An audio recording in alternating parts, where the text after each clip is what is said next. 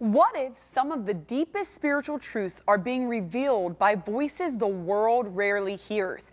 Today on Unscripted Faith, we welcome attorney and pastor Joseph Infranco, who shares how the often unseen, non-speaking community can offer powerful insight into the spiritual realm. And retired Air Force Brigadier General Bob Page joins us to bring a hope-filled reminder that no matter how fierce or painful the battle is, God is still for you. Let's go.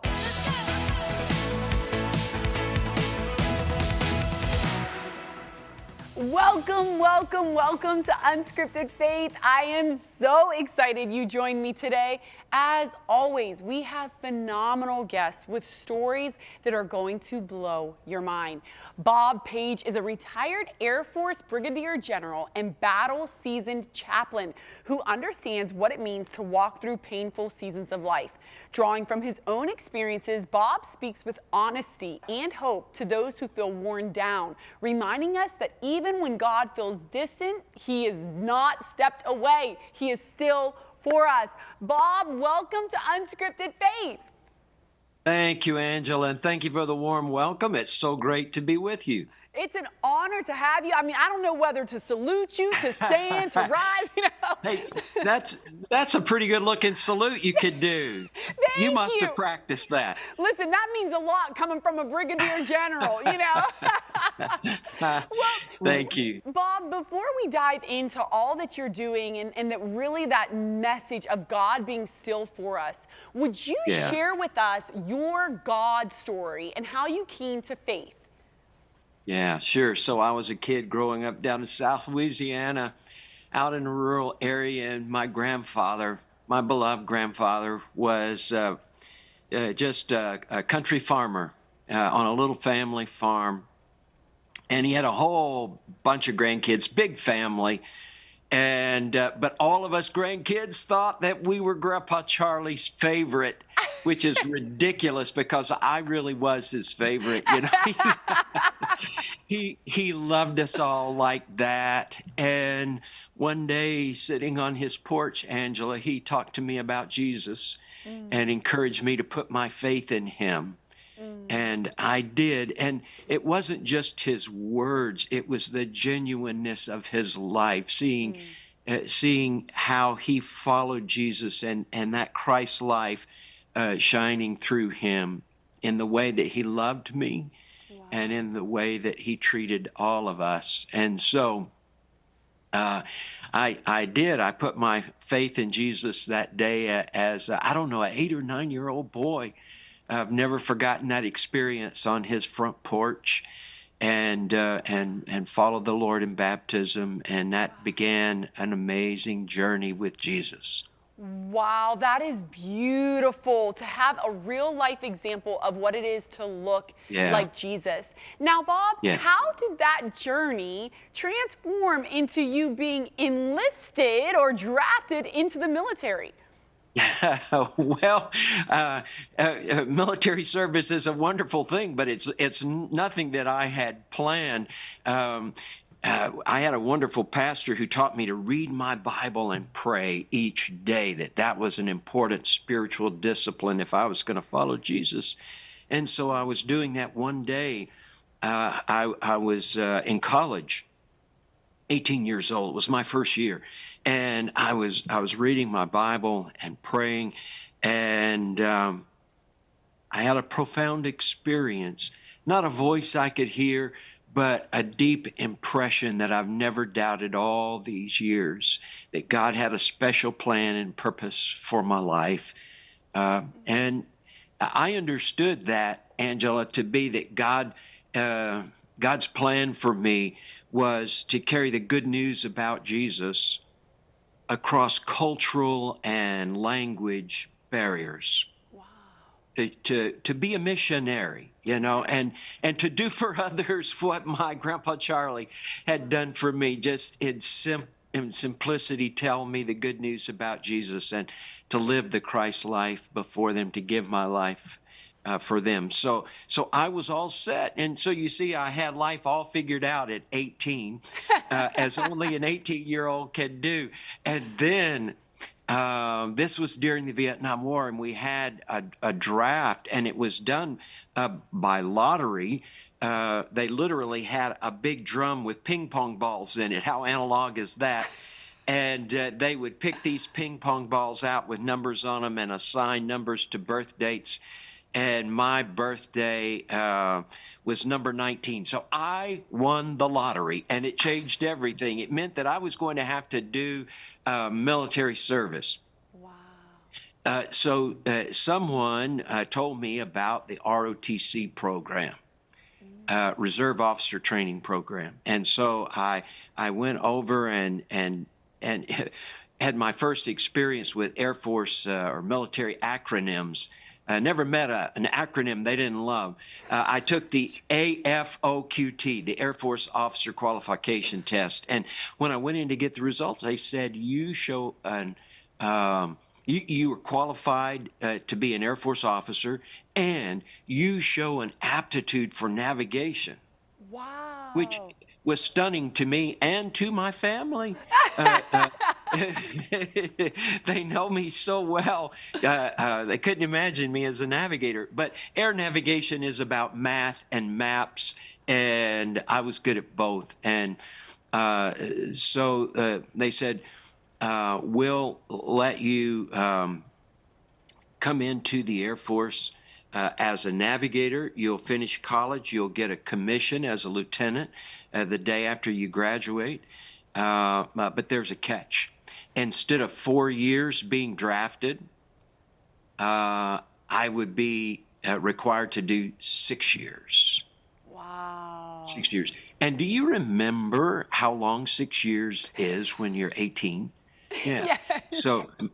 So listen, that was a bit of a crisis of faith there. You know, God, I thought I had discerned your plan for me. I've got this wonderful destination in my GPS.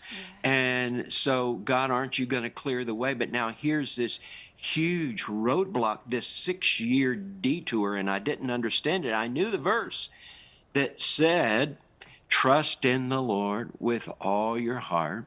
Don't lean on your own understanding. In all your ways, acknowledge him, submit to him, and he will make your path, you know the word, Amen. He'll make your path straight. But this sure didn't seem straight, and I didn't understand that. It seemed like this big detour. But I trusted God, took the next step. I didn't understand how this was a straight path. So I served those 6 years as a navigator. The test was right. I was good at air navigation. I loved it. And I learned Air Force language. The military, they have a different word for everything. They have their own language. They have their own culture. Come on. Come on. And I learned those. And I developed a deep love. My wife and I did a deep love for Air Force people. And we grew to understand where life was hard for them. Wow. But at the end of my 6-year commitment, I got out. I went to seminary, pastored a church. Then one day I got a call from my denomination that endorses and recruits chaplains for military duty. And they said, we'd like for you to return to active duty as a chaplain. Wow. Angela, I did not get it at first. I declined. And that night, keeping my habit of daily Bible reading and prayer, I was reading my Bible, and I came across Matthew 5:41. Jesus is speaking. He's speaking to the young men,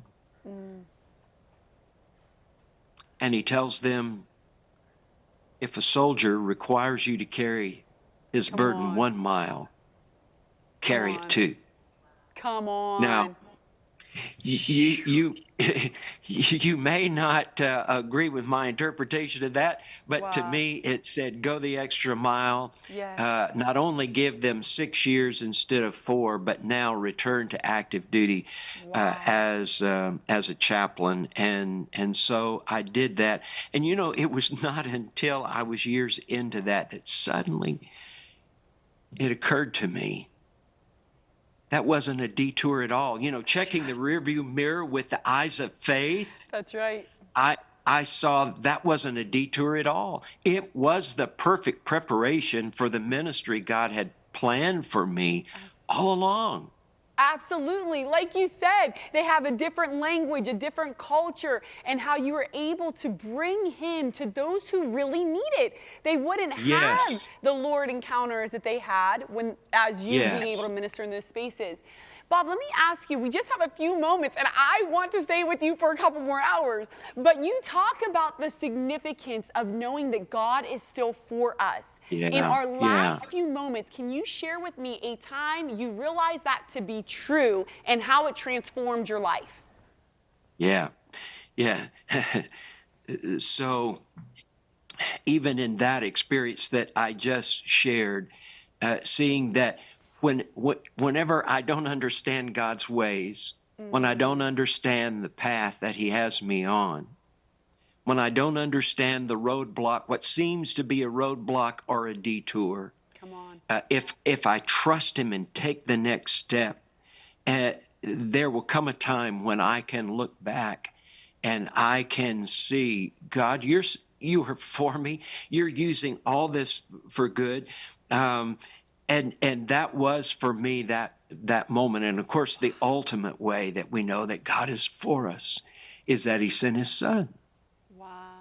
Is that he sent his son. And if when God wanted to demonstrate his love for us and he wanted to redeem us, what did he do? He put on our uniform and he came and he lived with us.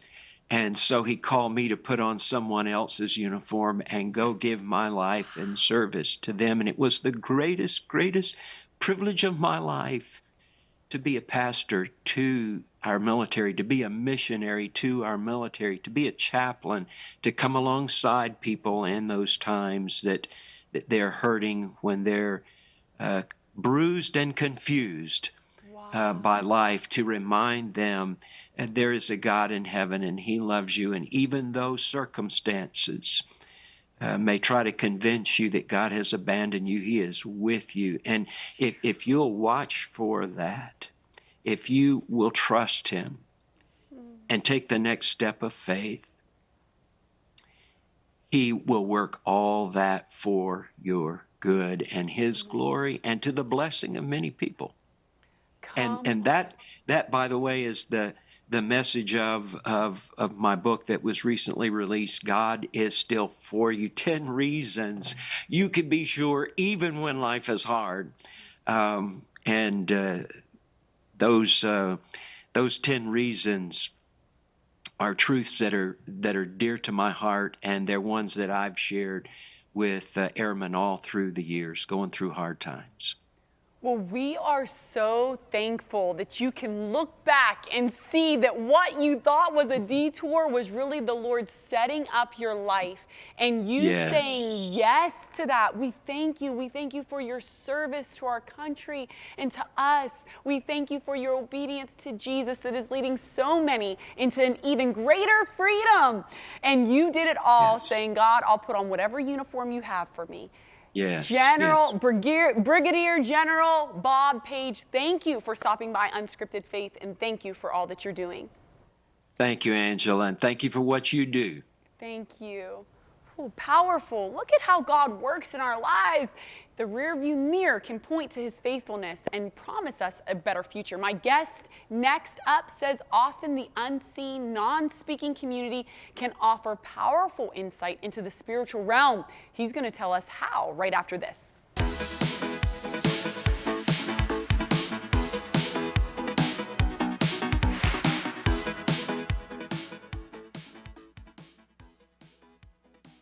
You have an amazing opportunity to make a difference every day. Donate to Cornerstone Television Network now, and you'll share the gospel with seekers, inspire believers, offer wholesome family entertainment in a sea of less savory options. Plus, you're changing lives through our Cornerstone Cares outreach. Thanks to partners like you, last year you helped us reach 80 different ministries through monthly support and one-time gifts. You sparked countless stories of transformation for those who are lost, widowed, homeless, or persecuted. Let's do it again today. Please pray about supporting your Christian TV ministry with a generous contribution. Your gift will help Cornerstone Television share the life-changing love of Jesus through Christ-centered programs. Call us at 888-665-4483 or give at ctvn.org/donate. Thank you for changing lives and sharing hope with your Cornerstone Television Network.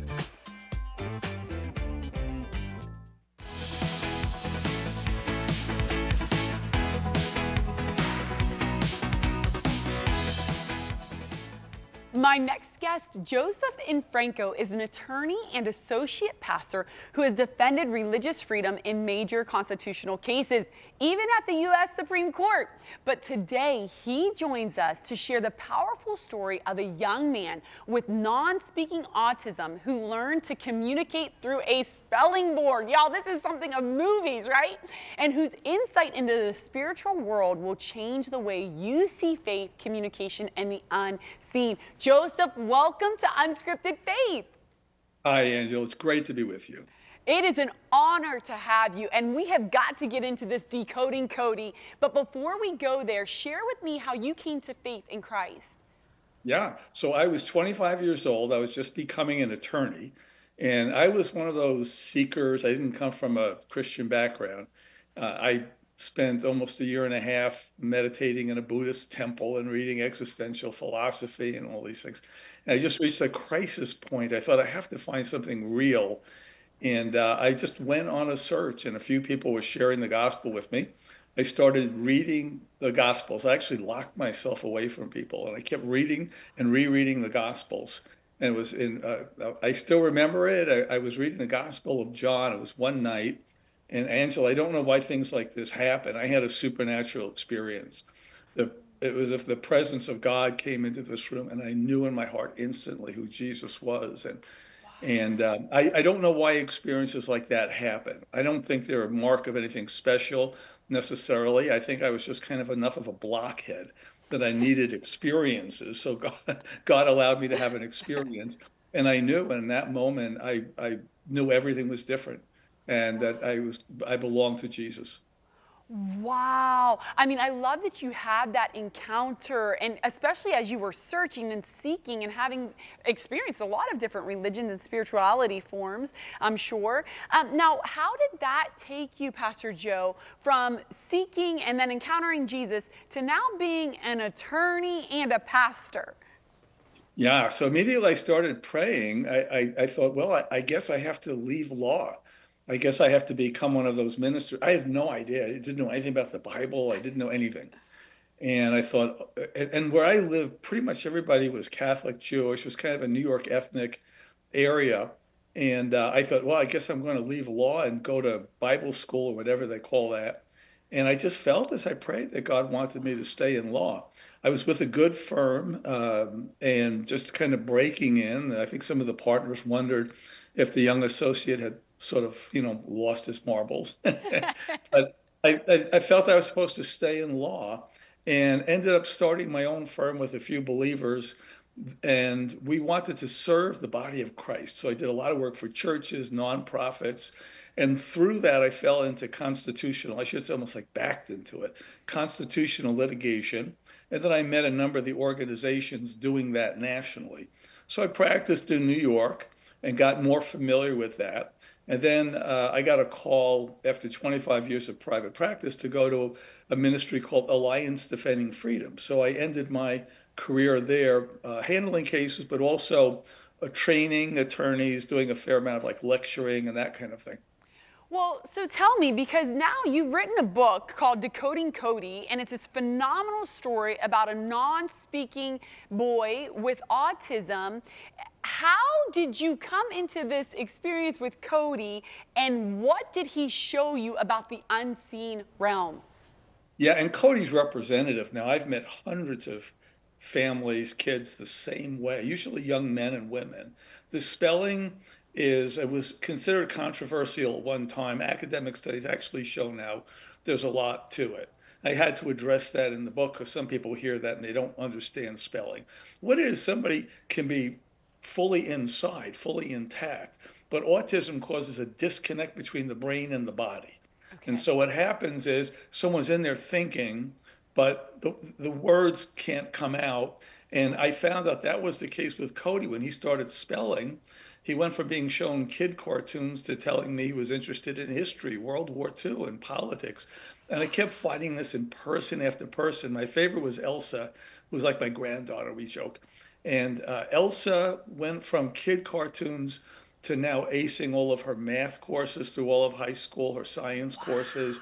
She's now thinking about college beyond, left pre-calculus, has memorized the periodic table in chemistry, wants to study the brain. But they were locked in. And to me, that human interest story by itself was compelling. Like, oh my goodness, let me hear from a person who's been locked in there and no one knew they were there for all these years. And now suddenly they're in there and they're talking to us. So that story by itself was interesting. Where it went from interesting to mind boggling was when many of them I was meeting were telling me the same thing. They saw into the spiritual world. They saw angels and demons. Some of them describe what it's like when they fight, how angels respond to our needs when we pray. They've all told me about seeing Jesus. I've asked maybe now in person and read many, many more accounts. It's got to be in the hundreds now. I'll ask somebody with non-speaking autism, and that just means doesn't mean they can't say a word here and there or a part of a sentence. It means their speech is unreliable because fine motor skills are affected by autism the deeper you are on the spectrum. When I've asked all of them to describe Jesus, the first answer I get from all of them is some variation of this. He looks like love. So while we might Wow. be superficial in describing somebody, they go to the essence of who Jesus is. They talk in particular about his eyes. His eyes just project this love and this kindness. There's similarities to near-death experiences and what people see and what I'm hearing from these people. And now I'm finding it's not just autism, it's others with Down syndrome and other types of even unspecified disorders. And when I've asked them, by the way, to describe Jesus beyond that, they do give me a physical description. He has olive skin, a dark beard. They talk about the holes in his hands and wrists. So they're experiencing something, and they're unusually honest. Wow. I mean, it is truly remarkable. And I've always felt that children who, any type of handicap or incapacitated in any way, I feel that that is always a gift from the Lord. He is that good. He is that good to allow them to see into the spiritual realm, the things we wish we could see every day. So it's powerful. Yeah. Well, tell me, Pastor Joe, how did you come into relationship with all of these young people who are experiencing similar difficulties in life? It started with 4 people in my church. And when I realized they were seeing the same things, I thought there's got to be more to this. And as I researched it, I found people all around the country had the same experiences, had written books about their kids, and they were seeing the same things. And from that, I got introduced to a woman who was doing a podcast called The Telepathy Tapes. And I was kind of reluctant. I didn't care for the word telepathy, but I went on to describe the experience and my understanding of it with spiritual gifts. And the telepathy tape shot to #1 in the world. It beat Joe Rogan. When the telepathy tapes skyrocketed, suddenly people everywhere around the country were reaching out to me saying, "Were you the pastor on the telepathy tapes?" Yeah, that was me. So now I'm hearing from people actually all over the world. Decoding Cody is getting popular in Europe. I just was answering emails with people from the UK and Amsterdam this morning, and they all they experience the same thing. So many stories. I've always known there was something in my child, and we've had hints of it, Angela. It's the paradoxical ways of God on display. The foolish things of the world confound the wise. When I think I'm strong, I'm weak. And so while we've had hints of this, we're seeing something like Luke 10, where Jesus rejoices, and he says, "I thank you that you've concealed these things from the wise, those who are understanding, and you've revealed them to children." So mostly younger men and women, and they are seeing these things and they're describing things, and they as well they can. I hesitate to put something like this. They know what people are thinking. I tried to describe this more in the book. The telepathy tapes caught that part of what was happening. but I don't think it attributed any Christian context for us to understand. So lots of churches and families are reaching out to me. Please help us understand this biblically. What do we make of this? Is God doing something unusual here? And that's what I try to explain in the book, and I've tried to explain through numerous podcasts.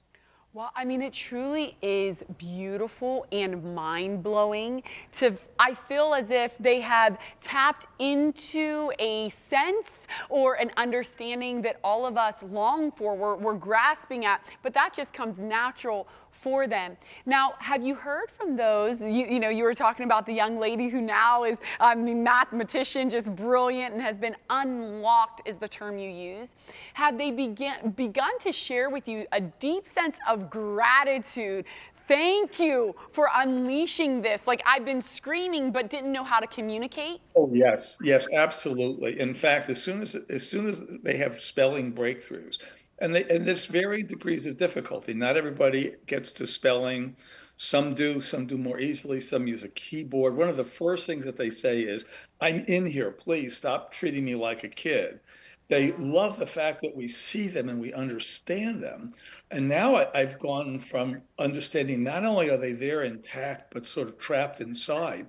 They have spiritual insight and wisdom about things that is just mind-boggling to me. But let me say, with that, it's not easy. I mean, they struggle with autism, not being able to control their bodies. They ask me to pray for them all the time. They're not always. They ask about discernment of spirits. It's a difficult thing. They trust God through it.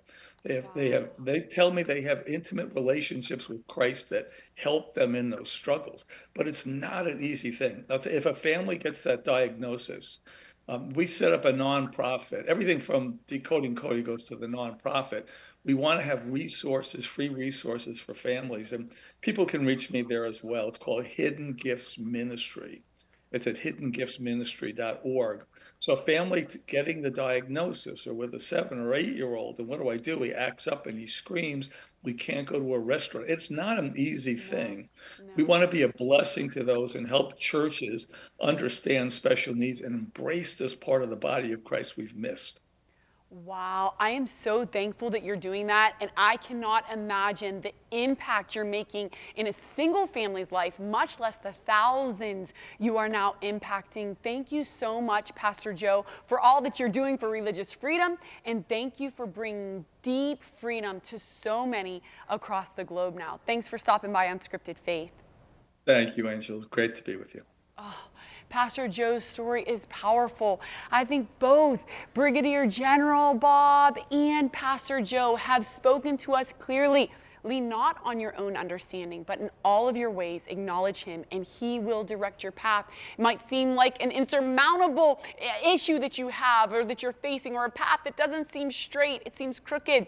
But God knows every step before you take it. He is with you. So lean on his understanding and watch how it will unfold before you in goodness. Cornerstone Television wishes to thank all our faithful viewers whose consistent prayers and financial support have made this program possible.